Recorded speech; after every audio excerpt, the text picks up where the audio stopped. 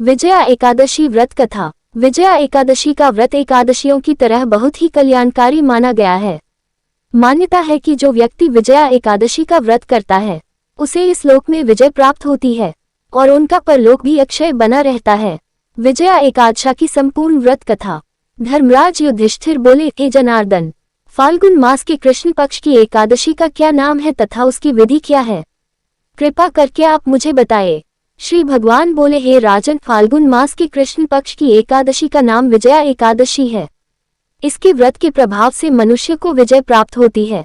ये सब व्रतों से उत्तम व्रत है। इस विजया एकादशी के महात्म्य के श्रवण व पठन से समस्त पाप नाश को प्राप्त हो जाते हैं। एक समय देवर्षि नारद जी ने जगत पिता ब्रह्मा जी से कहा, महाराज, आप मुझसे फाल्गुन मास के कृष्ण पक्ष की एकादशी विधान कहिए। ब्रह्मा जी कहने लगे कि हे नारद, विजया एकादशी का व्रत पुराने तथा नए पापों को नाश करने वाला है। इस विजया एकादशी की विधि मैंने आज तक किसी से भी नहीं कही। ये समस्त मनुष्यों को विजय प्रदान करती है। त्रेता युग में मर्यादा पुरुषोत्तम श्री रामचंद्र जी को जब 14 वर्ष का वनवास हो गया, तब वे श्री लक्ष्मण तथा सीताजी सहित पंचवटी में निवास करने लगे। वहां पर दुष्ट रावण ने जब सीताजी का हरण किया, तब इस समाचार से श्री रामचंद्र जी तथा लक्ष्मण अत्यंत व्याकुल हुए और सीताजी की खोज में चल दिए। घूमते घूमते जब वे मरणासन जटायु के पास पहुंचे तो जटायु उन्हें सीताजी का वृतांत सुनाकर स्वर्गलोक चला गया। कुछ आगे जाकर उनकी सुग्रीव से मित्रता हुई और बाली का वध किया। हनुमान जी ने लंका में जाकर सीताजी का पता लगाया और उनसे श्री रामचंद्र जी और सुग्रीव की मित्रता का वर्णन किया। वहां से लौटकर हनुमान जी ने भगवान राम के पास आकर सब समाचार कहे।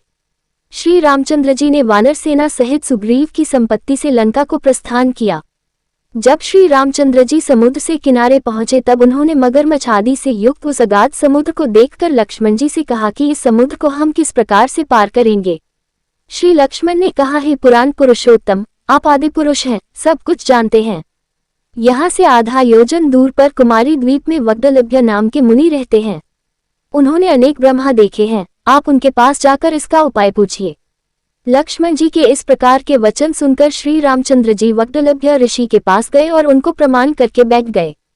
मुनि ने भी उनको मनुष्य रूप धारण किए हुए पुराण पुरुषोत्तम समझकर उनसे पूछा कि हे राम, आपका आना कैसे हुआ? रामचंद्र जी कहने लगे कि हे ऋषि, मैं अपनी सेना सहित यहाँ आया हूँ और राक्षसों को जीतने के लिए लंका जा रहा हूँ। आप कृपा करके समुद्र पार करने का कोई उपाय बतलाए, मैं इसी कारण आपके पास आया हूँ। वग्दलभ्य ऋषि बोले कि हे राम, फाल्गुन मास के कृष्ण पक्ष की एकादशी का उत्तम व्रत करने से निश्चय ही आपकी विजय होगी, साथ ही आप समुद्र भी अवश्य पार कर लेंगे। इस व्रत की विधि यह है कि दशमी के दिन स्वर्ण, चांदी, तांबा या मिट्टी का एक घड़ा बनाएं। उस घड़े को जल से भरकर तथा 5 पल्लव रख वेदिका पर स्थापित करें। उस घड़े के नीचे सतंजा और ऊपर जौ रखें। उस पर श्रीनारायण भगवान की स्वर्ण की मूर्ति स्थापित करें। एकादशी के दिन स्नानादि से निवृत्त होकर धूप, दीप, नैवेद्य, नारियल आदि से भगवान की पूजा करें। तत्पश्चात घड़े के सामने बैठकर दिन व्यतीत करें और रात्रि को भी उसी प्रकार बैठे रहकर जागरण करें।